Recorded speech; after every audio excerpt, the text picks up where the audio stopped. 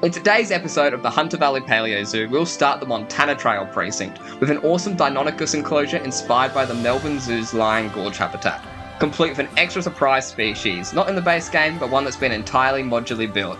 My name is Supersaurus, and welcome back to the channel. I hope you're having a lovely day wherever you are, and if this is your first time, thank you so much for taking the time to check out this series. It really does mean a lot. This enclosure is one that I reckon you guys will really enjoy, and was certainly a lot of fun to build. I couldn't think of a better habitat to start off the PaleoZoo's first major precinct, so I can't wait for you all to see how it was made. But with that, the opening cinematics are coming to an end, so let's get right into the speed build.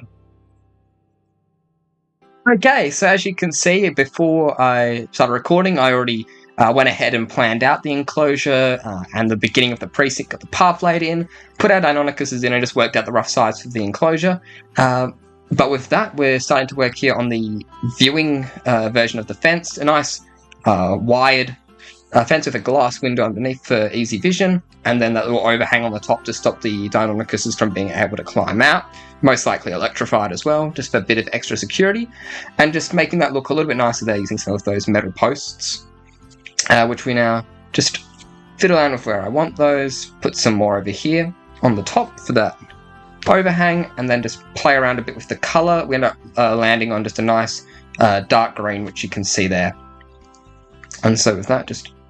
oh no, it changed again. And then we settle on that green there, and then over here we just start placing that around, make a wide version of the fence, and we just, well, it's not meant to be as easy viewing, and we just start working on these two major viewing sections by placing the glass fences around, checking how it feels in first person. See, they're completed one over there before getting to work on the wide fence. And again, just copying that round, and just I decided to make it a little bit smaller, so we just cut off the corner around there. Just once you see the animals in the enclosure and you have that sense of scale, you just get to feel a bit better about what is the most appropriate size. Just duplicating across there, making a nice little straight before we come back around, and a bit of moving magic, we've already done most of the fence. Yeah, so we just link it back up on the path side up to the second viewing area, and just bring it back around over to here, where we will have the indoor viewing. So we start working on that there, using some of the foundation pieces, and to get a sense of how many it's going to be across. Before start working on the window design, which of course using our skylight pieces, just a nice angle here, and I'm deciding whether I want them horizontal or vertical panels. Start at vertical, and just place that across and duplicate it all the way down. And then we start doing a bit of basic terrain work, just give it a bit of height, elevation. We'll do some more terrain work later, but this was just a little starting. And then moving on to the rocks. So yeah, going for this kind of like flat, like staggered rocks, like shale almost. Look around in that little ditch over there, and just place around a few of those nicer, bigger boulders, but they're just a bit bigger. I wanted the Deinonychuses to be able to move around a bit more with their AI. So we just use this smaller rock over here that we used for the Onyphomymus enclosure, and that works really well. So the next thing I do is work on the big major trees, and just decide where they are using my sight lines in first person mode to get a good look at that before moving on to some of the saplings, and then doing some terrain painting over there. Once with that, we do our aligned surface sink down technique with the nettles to create the look of a nice, like, taller, more detailed grass texture compared to what's in the terrain brushes. And so we just do that, make it one big group on a line to surface, and then just sink that down there. And it looks quite nice. So then move on with some of our common reeds, just all the way along the fence line, especially where it's got the mesh that the grass would be able to poke its way through.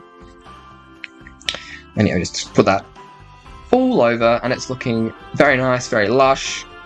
Being a carnivore, these guys obviously aren't going to eat the grass, so we can get away with a more realistic looking enclosure that has more dense foliage. And as I mentioned, we do a bit more terrain work, so I just make this nice lowered area by the glass indoor viewing gallery, which is very reminiscent of the real world enclosure, which either would have appeared on screen earlier or will appear right about now while I'm making this little rock ledge. And so yeah, just continuing on with the rocks to act as a retaining wall for the soil, which is always very important for realism when building larger cliffs, and unless it's meant to be a hill. So yeah, we just fix on the rocks there, checking that looks all good.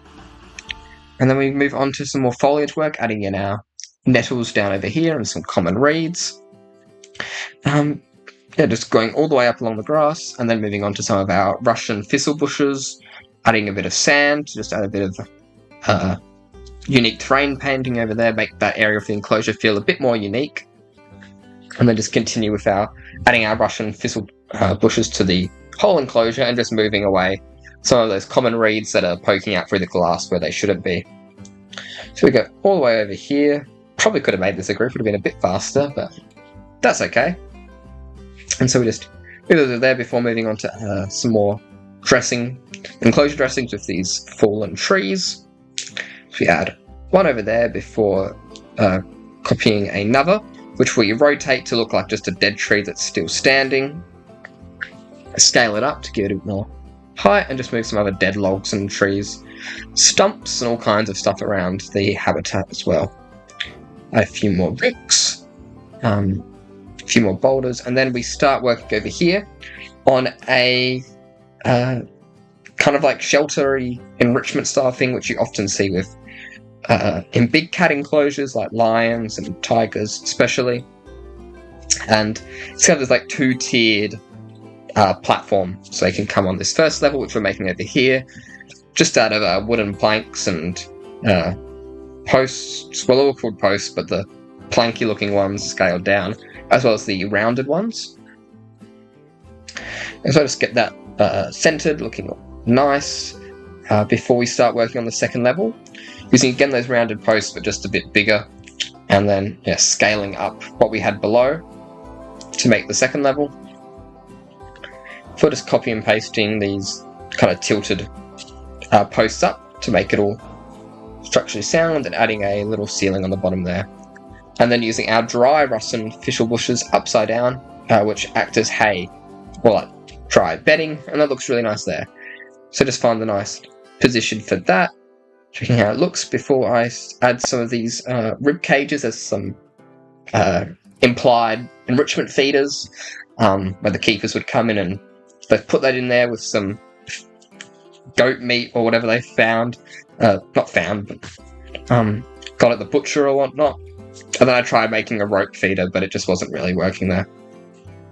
And then fed with the carcasses to stimulate more natural scavenging, hunting behaviours and stuff in the animals.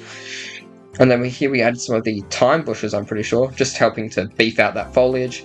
We're coming back in with some more saplings, using some of the autumnal coloured ones for just a nice little pop of colour, as some red bushes and stuff. Add another gum tree, checking out first person, and then moving on to adding in more foliage work with our tree ferns. Just keeping with the same foliage palette we've been using across the park, just to keep it all intact and in line and looking continuous and complete. And then adding in a couple of dry bushes there with the foliage brushes, because I thought they worked there. And then here I go, attempt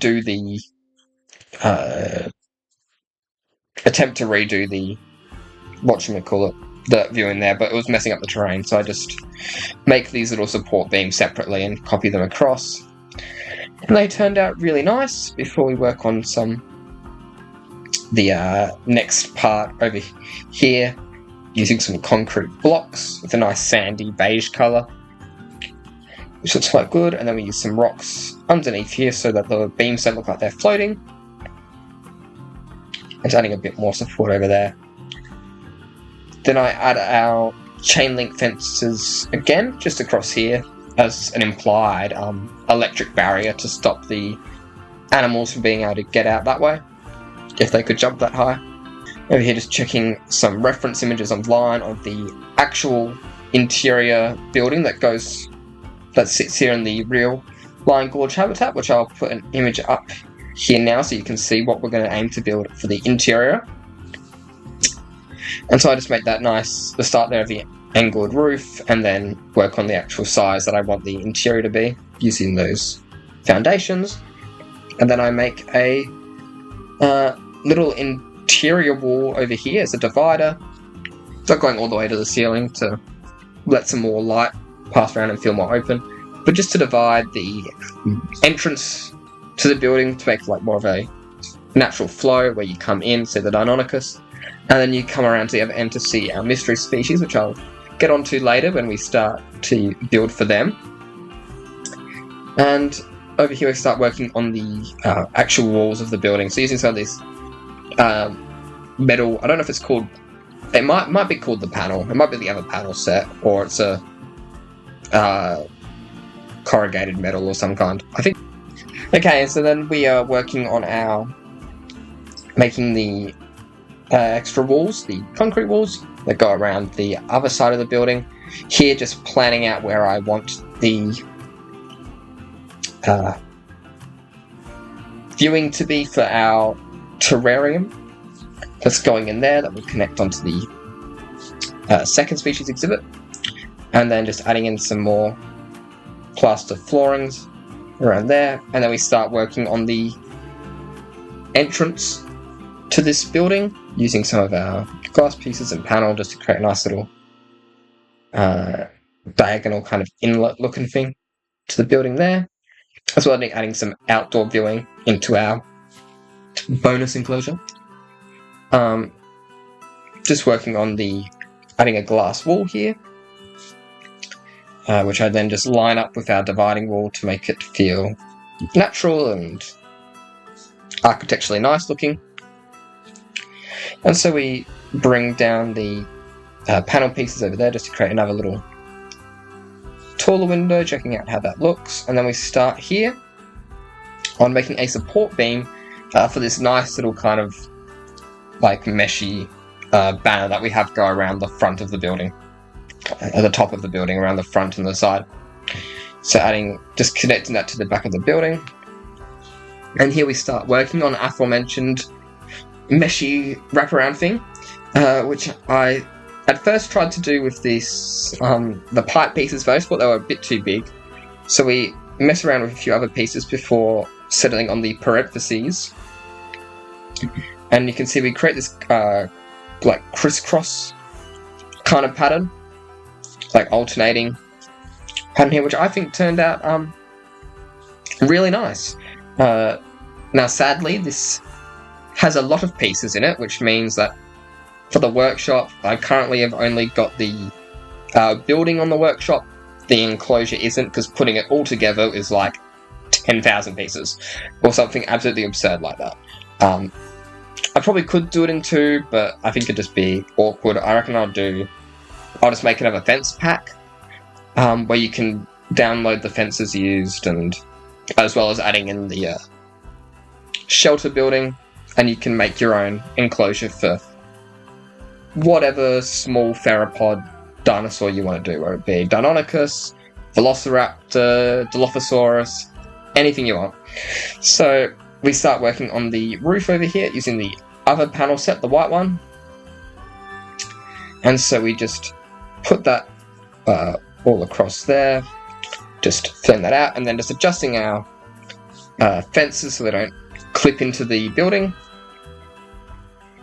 And then also just decide to remove the cladding on the other side of the fence. And I think it turned out really nicely. So just adding a few more supports and working on this like corrugated look top section of the concrete over there. And we take our door handles that we've made in previous episodes out of the pipe pieces and just add those over there to the front and back door before we start working on the interior. So I decided to just use some plaster panels sunken into the wall, just to create a cohesive look to the build, to the interior, rather than just having the two textures there. Just having one that I just think makes it look nicer. And then we add again our concrete pillars over here on the roof, and I feel that really nice. So I decided to bring this down a little bit before adding in some of our neon hanging lights, which it is quite a big space, so they don't do too much. But they add a nice amount of light, and just like the glow they give also gives that illusion of there being more night light, so definitely better having them than not. And then we add a few of those benches over there, just to give people some seated viewing of the Deinonychus from inside. And then add some metal beams to connect this across to that wall over there for a bit extra structural support or something, I don't know. They look cool and they're in the reference, so I decided to plop them in. And so I think just changing around where those lights are, making them feel a bit more with that like kind of zigzag pattern and a bit more in line with that. And we bring back down the roof, make sure it's all in line. Before I take a little section of that cladding and decide to bring it all across this side, which I think just looked a lot nicer and made it feel far more complete. Just bring that along, and luckily the advanced move tool was being nice to me and didn't make me have to do freeform where it puts the movement on an angle, which sucks, but luckily it didn't. It was nice and easy to do that. Before we go ahead and just add our metal cladding to the roof over there. And then here we start working on the outdoor area for the other enclosure, which I'll get into more while I make this, because that all gets deleted. I end up saying for an outdoor enclosure. But the species we are also building for here is the Palaeosaniwa. I think I'm saying that correct, pronounced that correct. There'll be an image and the name of the species appearing on screen about now. But it was a prehistoric monitor lizard that lived in Montana. I think Cretaceous, might have been late Jurassic, but don't quote me on that. That should also be on the screen. All the nice information there. And so, yeah, I decided to make a lovely indoor and outdoor enclosure here, inspired by like Komodo, like juvenile Komodo dragon enclosures, lace monitor enclosures, a bunch of that kind of stuff. And we used one of the pool pieces here to create a swimming water section for these guys. Sadly, kind of underwater viewing because you can't remove the tiles, but that's okay. So yeah, I decide to make it a bit bigger because it felt a bit small, and then I ultimately decide that it's not worth it. While I was doing this, I was using some of these soil pieces to fill it out, and then hereabouts is where I decide to actually make the Palaeosaniwa, and getting out a person here for scale, put a few down on the ground to roughly work out the length, so I just know roughly where the species, the animal has to, like the space it has to fill to be in scale. And so we use some parentheses for the mouth, and start adding in sort of full stops and stuff to create the head of the species. I did end up speeding this part up more because it took about an hour to make this little guy. Building prop species is always a challenge, but you can see I add a little bit of like mouth stuff with some smaller parentheses there, coloured pink. And here I'm starting to work out the body length, the body size. I went for a colour scheme similar to modern day... Oh, what's it called? The venomous lizard. I've literally got the name right on the top of my mouth. It will be on screen right now, what I'm thinking of. Gila monsters, sorry. Yeah, so I went for a colour scheme somewhat reminiscent of them, with the orange and like the splotches of more yellow than pink. But yeah, inspired by Gila monsters, which a lot of the paleo art I could find online had. So you can see there I've made some legs. I think I ended up changing, I think I put the direction of the connecting to the body part there, the hind limb, not hind limb, forelimb, the wrong way around. We edit that later. But yeah, put that right there. And so I fix that around and then work on adding in some like more spots and marks and stuff before going here to work on the tail, which at this point I just feel like it's looking a bit too high off the ground, so we just, yeah, especially here, I'm like this, yeah, so we bring it down, edit the shape of the body to be a bit more tapered, and I was much more happy with that look. And here you can start see we use some commas and D pieces to just get that curve a bit smaller and a bit more aligned. And then we edit the tail here, and that just looked a lot more natural. I'm much more happy with it. And I go for a slightly more salmon-y colour on the tail, as well as a nice little blend, and adding in some of that dark grey full stops to add some more spotty patterns. And here we start working on some like stripes using the 2 D pieces, font pieces, and some full stops, and that turned out pretty good. So we make sure that's moved on the other side, and then we select it all after a bit of struggle, and then copy those across, do a bit of scaling just to make it fit for the length of the body before jumping right back in over here. We put some in the tree there before I decide that it just wasn't working and it needs to be an outdoor enclosure. So as you saw, we got those fences over from the Compsognathus enclosure, inspired by meerkats, but it's a compy enclosure, and just edited it to be more appropriate to what we're doing here. Put our fallen tree in there, and then just work on terrain painting the rough size of the enclosure I want it to be, and removed all these, like the dirt and the wood beams from the previous enclosure design. And here I just make a nice little classic Australian corrugated iron fence, which you will see everywhere in Australia if you've ever been or you go. So we just make that, and then work here on adding in some more foliage. We use a lot of ferns. I want to go for a nice tropical look with this enclosure, so we move those around to where I wanted their positioning to be in the enclosure. Obviously they're modularly built so they don't move, so finding dynamic poses and realistic looking poses where you could expect lizards work quite well in this, because they or snakes often just sit around quite a bit in zoos and don't do a lot.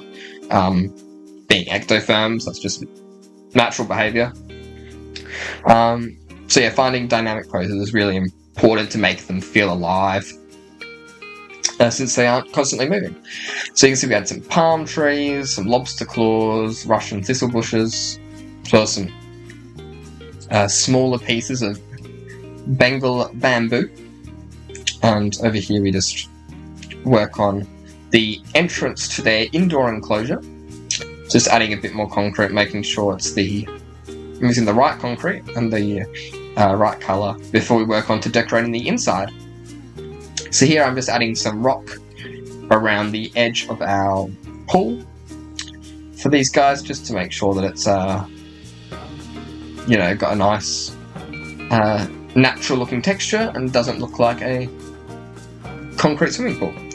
And to further that, we add some rock cladding over here around the whole back of the enclosure, just to cover up the concrete and make it feel like a more natural modern day reptile terrarium that you'd see. See, they're just saving, because I had to remove something from a group and I was terrified that the split item from group trash was going to happen again, because I did a lot of this around the time the Kentrosaurus update came around, which caused your game to crash most of the time if you removed an item from a group, which was terrifying. So we just add some cladding with the rocks before adding a mesh roof to this enclosure, just to stop the lizards from being able to climb out. And here I take our neon light and colour it red to make it look like a heat lamp, and just put a couple of those over there, which really helps with the lighting, and well, not really, because for some reason the game treats the mesh fences as a solid object and doesn't let light pass through them, at least not very well. So the mesh is really light, but the actual enclosure isn't. But it isn't too bad. You can still see. So yeah, just fix that all up there before we head back to the decorating the actual enclosure here, adding in some more rocks, adding this nice little wraparound rocking platform that they would climb on, and give them all kinds of environmental enrichment there. And then moving on to the foliage in here. So looking for really small ferns and tropical plants that could grow well indoors in like a humid, controlled environment. And then here I tried to see if there was a small enough water feature I could use to make a waterfall. There wasn't. Yeah. And then over here we're just looking in for more plants before, getting on these leafy climbers and some of the ivy pieces there, which just added a nice level of extra tropical. And then we go ahead and we add our second Palaeosaniwa on top of that fallen log, which I thought was a really nice position. And then we head out over here, which we're doing right now, adding in a paved area. Obviously, one, we don't have guests in this park because the lag would get too much, and two, they're never going to want to go. If there were guests, they would have no interest in seeing that species because it's not real. So yeah, I just decided to go, screw it, let's just use the plaster pieces to get that exact shape I want, because no one's going to be walking there except me anyway. But I think it turned out really nice. Now moving on to what is arguably more important than the actual enclosure, the dressing outside the enclosure, the guest area, because that's what really makes your enclosure feel real, actually fit into your park and not just like sitting in the middle of nowhere. So always put emphasis on what is around the enclosure and not just in the enclosure. So here I'm adding like a little wetlandy area.